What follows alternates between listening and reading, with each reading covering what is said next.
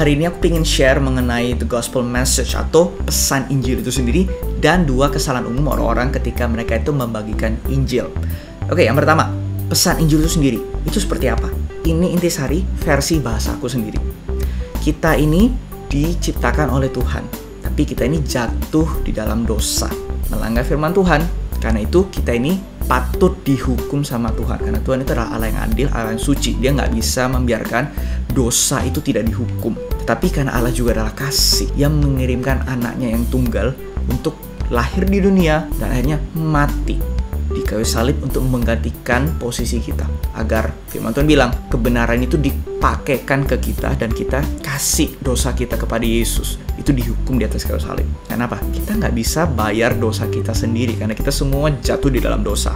Karena itu Yesus harus datang. Kalau kita percaya kepada Yesus, kita bertobat dari dosa-dosa kita, meresponi pesan Injil, kita dikasih hati yang baru, Roh Kudus diberikan dalam hidupnya kita diselamatkan. Kita akan mendapatkan hidup yang kekal, kata Yohanes. Tapi barang siapa menolak Injil, menolak untuk percaya kepada Yesus dan bertobat dari dosa mereka, firman Tuhan bilang di Yohanes juga, mereka tetap ada di dalam penghukuman. More or less, that's the gospel message. It's the story of redemption of God, di mana Tuhan itu menyelamatkan umat manusia dari kebinasaan yang sepatutnya kita terima, tapi Tuhan gak mau kita mengalami itu karena kasihnya begitu besar sama kita. Aku harap pesan Injil ini cukup jelas bagi kita yang masih bingung. Dan berikutnya, ini 2 kesalahan umum orang ketika mereka itu membagikan Injil. Yang pertama, ada orang tertentu itu yang bilang kalau aku gak perlu beritakan Injil secara verbal atau tulisan, aku cukup menghidupi firman saja. Aku jadi orang yang baik, yang mengasihi, menjauhi dosa, jadi teladan sama orang, itu cukup. Biarkan mereka diinjili dari teladan hidupku. Pernah denger ini nggak? Aku bolak-balik. Tapi aku berani bilang, ini salah. Kenapa? Karena kita nggak bisa bikin orang-orang di sekitar kita itu mengerti tentang pesan Injil yang tadi aku sudah sampaikan, kecuali kita ini jelaskan kepada mereka. Either lewat tulisan atau lewat perkataan langsung. Intinya kita harus sampaikan kebenaran itu, informasi ini kepada mereka. Dengan hidup kita sungguh-sungguh kepada Tuhan, kita melakukan firman, menjauhi dosa, jadi teladan, kita hanya memberikan impresi kalau oh ya hidupnya kita ini berbeda. Kita jadi orang baik, kita mengasihi, kita ini ramah. Orang-orang coba bilang, kok beda ya kamu ya? Ada apa? Itu bagus. And we need that. Tapi nggak boleh berhenti di situ. Disitulah malahan kesempatan Injil itu bagikan. Jadi ujung-ujungnya kita harus tetap ngomong tentang pesan Injil itu sendiri. Tantang mereka untuk percaya kepada Yesus dan bertobat dari dosanya mereka. Karena yang bikin mereka diselamatkan itu bukan mereka kagum kepada kebaikan dan kesalehan kita. Itu nggak menyelamatkan mereka sama sekali. Itu hanya bikin mereka penasaran dan kagum, that's it. Itu akan bikin mereka lebih mudah untuk meresponi pesan Injil. Tetapi yang menyelamatkan mereka, firman Tuhan bilang, it's the gospel message itself. Itu di Roma 1 ayat 16. Bukan kesaksian kita. It helps, but that's not the key. Kesalahan kedua, ini adalah teladan yang buruk aku lihat banyak dilakukan orang-orang. Mereka cuma membagikan Injil separuh-separuh. They only said the good news part while leaving the bad news out of it. Jadi mereka cuma sampaikan yang baik dari pesan Injil itu sendiri. Kalau oh iya Tuhan itu sayang kamu, Tuhan itu punya rencana yang besar buat kamu, Tuhan pengen berkatin kamu. Itu nggak salah, itu semua benar, akurat. Tapi that's not the gospel. Kalau kita nih keluarkan the bad news dari pesan Injil, itu apa? Kita ini orang berdosa. Kamu perlu bertobat. Kamu kalau nggak meresponi pesan Injil, kamu akan binasa. Itu api kekal menanti loh. Bukan karena Tuhan jahat, tapi karena kita layak di sana. Kita kalau keluarkan pesan yang quote-unquote negatif ini, kita ini bukan membagikan Injil yang penuh menurut firman. Di Roma, Paulus bilang, dia membagikan pesan Injil yang penuh. Dan juga di surat Roma yang di bagian awal, itu katakan dia tuh nggak malu. He's not ashamed of the gospel.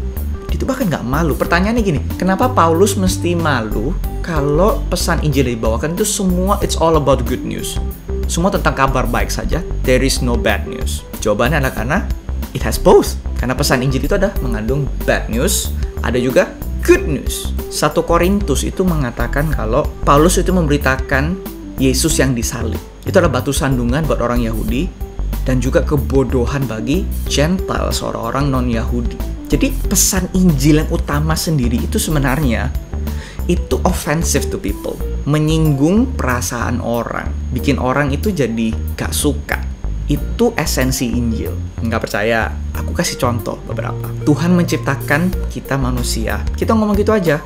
Orang-orang ateis pasti nggak suka. Karena mereka nggak percaya adanya Tuhan. Apalagi Tuhan yang menciptakan langit dan bumi. Kalau misalnya kita sampaikan, manusia jatuh dalam dosa. Dan kita layak untuk dihukum karena itu. Banyak orang yang akan menentang perkataan ini. Dan mereka merasa mereka nggak layak untuk dihukum. Mereka orang baik kok. Apalagi masuk neraka. Pasti akan bilang Tuhan itu jahat. Dan kalau kita bilang, kita nggak bisa masuk kerajaan sorga dengan kesalehan kita sendiri, akan ada orang yang percaya kalau, enggak kok, aku bisa masuk kerajaan sorga dengan perbuatan baikku, dengan amal baik. Kalau lebih tinggi daripada kejahatanku, aku bisa masuk sorga. Dan juga banyak cara lainnya. Dan kalau bisa kita bilang, kalau kita percaya Yesus, maka hubungan kita dengan Tuhan itu diperdamaikan. Akan ada orang yang menentang dengan bilang, aku merasa Tuhan berkatin aku, Tuhan baik sama aku, Tuhan nggak marah sama aku. Kenapa? Tuhan berkatin aku loh, banyak harta. Aku sehat. Aku dipromosi. Dan kalau misalnya kita bilang, kita mesti percaya kepada Injil dan kita mesti bertobat dari dosa-dosa kita, akan ada menentang dengan bilang, aku merasa aku nggak perlu kok bertobat. Aku cukup percaya Yesus Tuhan, cukup. Inti sarinya gini, apapun pesan Injil kita sampaikan, pasti akan ada yang menentang. Sebaik-baik apapun kita ngomong, pasti ada yang nggak suka. Karena esensi Injil itu offensive to people. Dan ini konklusinya, implikasi buat kita. The nature of the gospel is offensive to man. Esensi Injil pada dasarnya itu pasti menyinggung ego dan perasaan manusia. Jadi kita mau membahasakan sehalus gimana pun, kalau kita pengen membagikan Injil yang utuh, pasti akan tetap menyinggung manusia. Tapi minimal kita nggak bikin orang tersinggung karena perkataan kita yang nggak penting, yang nggak perlu, dengan attitude-nya kita yang salah. Biarkan mereka tersinggung karena message yang kita bawa, bukan karena perkataan kita yang kasar. Kedua, Injil itu adalah pesan yang khusus yang perlu kita ini sampaikan secara verbal atau secara tertulis. Nggak bisa cukup cuman kita ini kasih teladan hidup and kita expect orang yang nggak percaya di luar Tuhan untuk mengerti pesan Injil dengan sendirinya. Kecuali mereka baca firman sendiri, of course. Jadi aku bilang, cuman kasih teladan tanpa sekalipun kita menyampaikan tentang pesan Injil yang jelas kepada mereka. Sebaik apapun ya, kita menghidupi firman, jadi orang yang saleh, itu bukan memberitakan Injil. Kita simply menghidupi pesan Injil.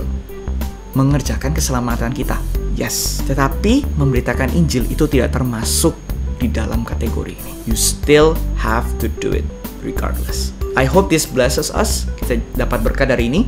Yuk, tetap semangat kita beritakan Injil dalam kehidupan kita, karena banyak orang memerlukan pesan ini.